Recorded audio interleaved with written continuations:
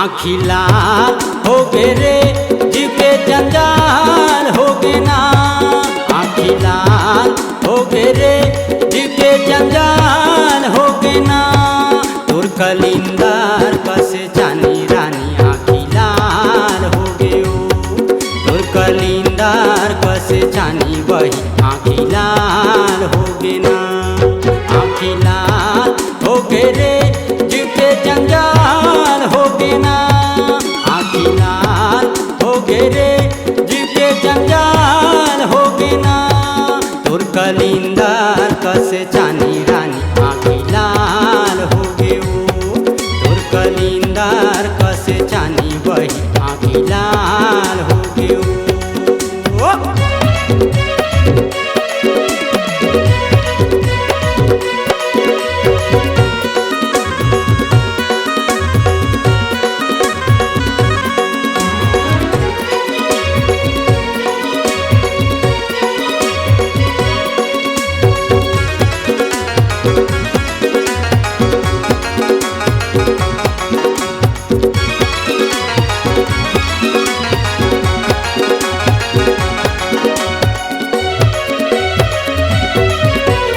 बेनी मते गजरा सजाए, नाके नथुनी टिकली लगाए, कान मतोरे झूले बाली तय हमोला ऐसे रिझाए।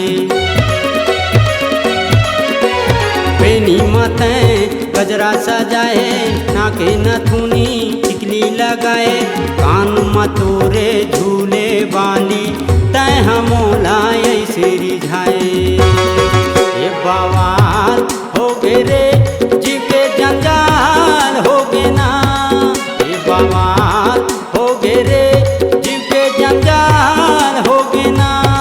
तोर कलिंदर कसे जानी रानी आँखी लाल हो गे ओ। तोर कलिंदर कसे जानी वही आँखी लाल हो गे ना। आँखी लाल हो गे रे जीव के जंजाल हो गे ना। आँखी लाल हो गे रे जीव के जंजाल हो गे ना।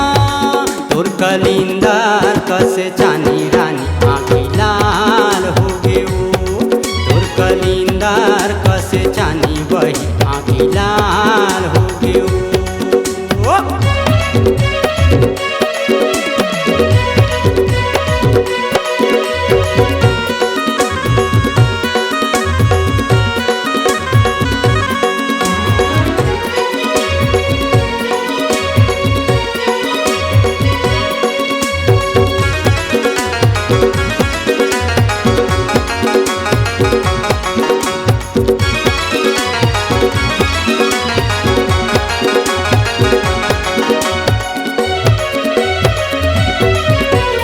इंद्रधनुष कस कोआ बनाए, पकनी हरैया बाह में सजाए, पाँव में बिछिया रेंगे गोरी झुमुक झुमुक पैरी बजाए।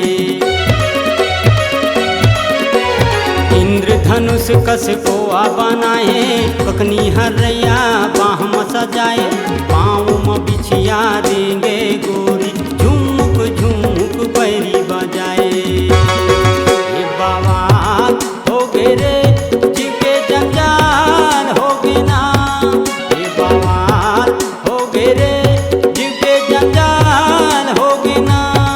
तोर कलिंदर कसे जानी रानी आँखी लाल हो गे ओ। तोर कलिंदर कसे जानी वही आँखी लाल हो गे ना। आँखी लाल हो गे रे जीव के जंजाल हो गे ना। हो गे रे जीव के जंजाल हो गे ना। तोर कलिंदर कसे जानी रानी आँखी लाल हो गे ना। तोर कलिंदर कसे जानी वही आँखी लाल हो गे ना। तोर कलिंदर कसे जानी गोरी आँखी लाल हो गे ना। तोर कलिंदर कसे जानी वही आँखी लाल हो गे ना। तोर कलिंदर कसे जानी गोरी आँखी लाल हो गे ना। तोर कलिंदर कसे जानी गोरी आँखी लाल हो गे ना।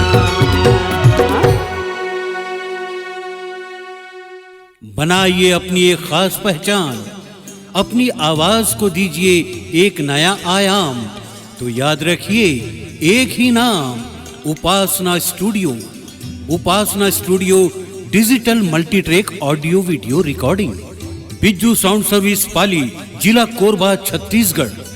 Mobile number 9340823283।